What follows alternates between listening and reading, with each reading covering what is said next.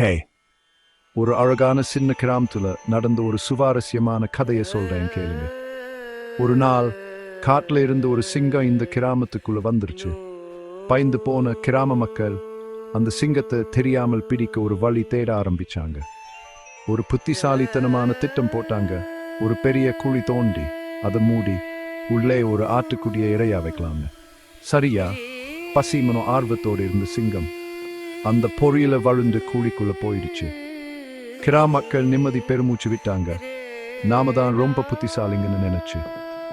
ஆனா புத்திசாலித்தனமான திட்டங்கன்னு சொல்றோமே, அது நமக்கே எதிரா திரும்புன்னு சொல்வாங்க இல்லையா? பயத்தில நடுங்கின ஆட்டுக்குட்டி சிங்கத்தை பார்த்து சொல்லுச்சு, சிங்கமே, மக்கா பெரிய சிங்கமே, என்ன சாப்பிட மாட்டேன்னு சத்தியம் பண்ணுனா இந்த குழியில இருந்து வெளியே போற வழியை காட்டுறேன். வெளியேறணும்னு ஆசைப்பட்ட சிங்கம் சரின்னு சொல்லிச்சு. அப்போ ஆட்டுக்குட்டி புத்திசாலித்தனமா சிங்கத்தை வழி நடத்தி அதோட பலத்தை பயன்படுத்தி குழியில இந்த வெளியே வர வச்சது. வெளியே வந்ததும் சிங்கம் உடனே ஆட்டுக்குட்டியை பிடிக்க போச்சு. ஆட்டுக்குட்டி கத்திச்சு, நில்லுங்க, நான் உங்க உயிரை காப்பாத்தினேன், இப்போ எப்படி என்ன காட்டி கொடுக்கலாம்? சிங்கம் கொஞ்சம் யோசிச்சுட்டு சொல்லுச்சு, காட்டுல உயிர் பிரச்சி இருக்குதா முக்கியம். குழிக்குள்ள இருக்கும்போது உன்னை சாப்பிட மாட்டேன்னு சத்தியம் பண்ணேன். ஆனா இப்போ நம்ம 2 பேரும் வெளியில இருக்கோம். அப்போதான் ஒரு தந்திரமான நரி அங்க வந்து இந்த சத்தத்தை கேட்டுச்சு. நரி ஒரு நியாயாதிபதியா நடிக்க ஒரு வாய்ப்பு கிடைச்சிருக்குன்னு நினைச்சு, வாங்க இந்த பிரச்சனையை தீர்க்கலாம். சிங்கமே, நீ குழிக்குள் மாட்டிக்கிட்டே, சரியா? ஆட்டுக்கிட்டியே, நீ சிங்கத்தை காப்பாத்துனே, சரியா?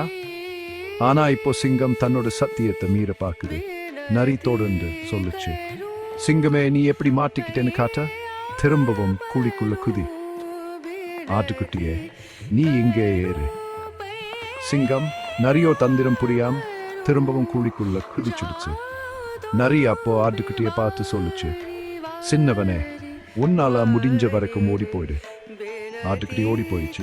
நரி சிங்கத்தை பார்த்து சொல்லுச்சு, காட்டி கொடுக்கிறதுக்கு இதுதான் வேலை சிங்கமே, அடுத்த தடவை உன் சத்தியத்தை ஞாபகம் வச்சுக்கோ. இப்படித்தான் ஆட்டுக்குட்டியும் நரியும் சேர்ந்து பெரிய சிங்கத்தை ஏமாத்தி வெற்றி பெற்றாங்க.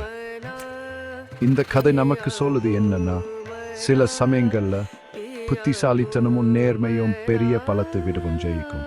பார்த்ததுக்கு நன்றி. இந்த கதை பிடிச்சிருந்தா லைக் பண்ணுங்க, உங்க நம்பரோட ஷேர் பண்ணுங்க. அடுத்த வீடியோல பார்க்கலாம்.